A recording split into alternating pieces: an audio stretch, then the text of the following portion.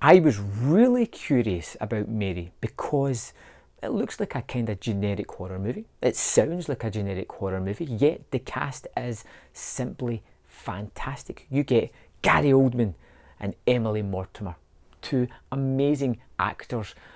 I'd be happy to see them in anything. In a horror movie, it made me extremely curious. And this movie is all about a ship captain who's working for a chartered agency and decides to move out on his own. He's going to buy his boat, create his own business, and make his fortune. His wife is fully behind him, his family is fully behind him, and he buys this ship called Mary. As we know from the title of the movie and the spooky looking nature of the ship, this isn't going to end particularly well for this group of people. And he decides to take it out on its maiden voyage, test out the route he has planned by taking his family and a couple of other crew with him. When I say crew, I really mean early cannon fodder, so that we know there's some spooky goings on this boat. And the movie's told in an almost flashback manner. We are introduced to Emily Mortimer in an interview room at a police station. She looks battered, bruised, beaten, as if she's gone through sheer hell, and she's been interviewed to give her side of what the story is, and it's basically her telling us what really happened aboard this ship. And I would love to say that this is a fantastic, really strong, atmospheric movie, but at the end of it, it's simply middle of the road. Even though it has this great cast attached to it, it never really elevates the status of it too much. You get some really good performances, as you would expect from this calibre of actor, but the stuff that they're doing is not exactly the most insightful kind of script that they're working on.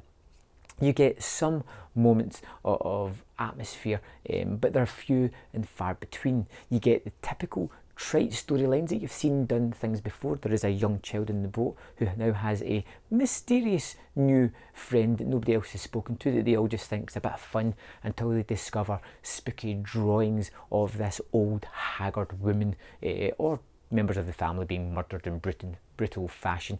It has those kind of tropey elements throughout it, things that we've seen before, and it doesn't circumvent the typical tropes. It doesn't take them and twist them in a new fashion where we've seen something new. It's the same old thing, retread the same old way, and almost from the start to the finish, you can kind of tell where this movie is going, and it doesn't really offer anything in the way of surprises or anything truly enjoyable. Not to say that the movie's bad, it's just a little bit unoriginal. It's just a little bit of the same old thing, repackaged with some flashier actors than we're used to, which is a little bit of a shame because it feels like a wasted opportunity. Mary had moments of atmosphere, but not enough to really keep me on the edge of my seat. As the movie went on, the mystery became clearer and I became less interested in what was actually happening.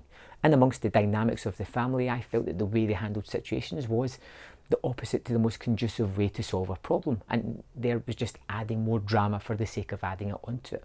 The characters weren't fully believable and the scares were few and far between.